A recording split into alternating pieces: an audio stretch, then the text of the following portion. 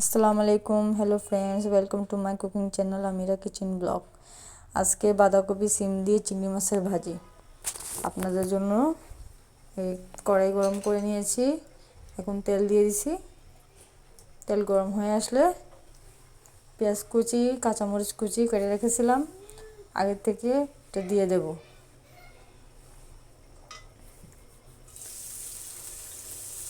অল্প অল্প করে চিকন চিকন করে কেটে দিয়েছি, আপনারা যেরকম পারেন সেরকম দিবেন। আর বাঁধাকপি নিয়েছি হাফ, একটা থেকে হাফ নিয়েছি।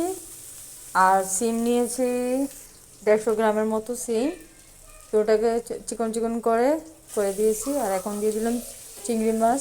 চিংড়ি মাছ 1 কাপ, আধা কাপ চিংড়ি মাছ নিয়েছি আমি ভাজির জন্য।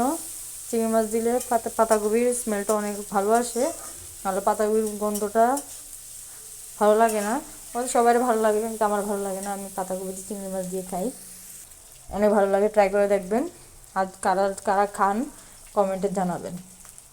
লবণ দিয়ে দিছি হাফ চামচের মতো, হলুদ দিয়েছি অল্প, বেশি হলুদ দিলে কালার হলুদে হয়ে যাবে, এই কারণে দিইনি। অল্প দিয়েছি কালারটা সুন্দরের জন্য। আর যারা হলুদ খাবেন না, অপশনাল, না দিতেও পারেন, সাদাটাও ভালো লাগে। আমি একটু কালার সুন্দরের জন্য হলুদ, হালকা হলুদ দিয়েছি।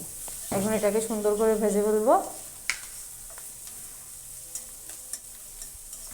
দেখেন কি সুন্দর ভাজা ভাজা স্মেল আসছে, চিংড়ি মাছ ভাজা।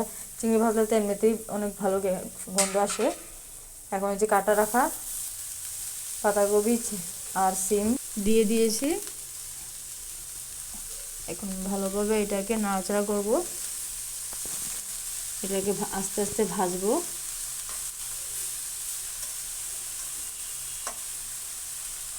নাড়াচাড়া করে ঢাকনা দিয়ে দেবো। ঢাকনা দেওয়ার পরে দেখেন এরকম হয়ে গেছে। আমি পানি উঠছিল, আমি কষে কষে পানিটা কমে ফেলছি। অল্প পানি উঠছে কারণ পাতাকপি ধুয়ে আমি ছেঁকে রাখছিলাম, এই কারণে।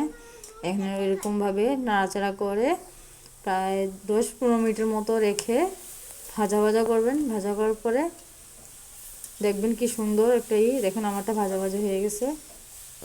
আপনারা যেরকম একটু আদা কাঁচা খাই নিন, বেশি ভাজি নেই, একজন এরকম খায়, আমি এরকম খাই। এরকম ভাজা হয়ে গেছে। এখন এটার মধ্যে ধনিয়া পাতা কেটে রেখেছিলাম কুচি করে, ওটা দিয়ে দেব। যে আমি ধনিয়া পাতা ধুয়ে রেখেছিলাম, এখন এটাকে কুচি কুচি করে কাচি দিয়ে, আপনারা কেটে দিতে পারেন, আমি কাচি দিয়ে করতেছি, এর সহজ হয় তাড়াতাড়ি করার জন্য। এইভাবে এখন নাড়াচাড়া করবো এটাকে নিয়ে।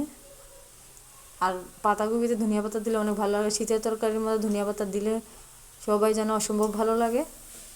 আপনারাও দিয়ে ট্রাই করে দেখবেন। আর যারা নতুন তারা অবশ্যই জানাবেন কমেন্ট করে কীরকম হয়েছে রান্না করে।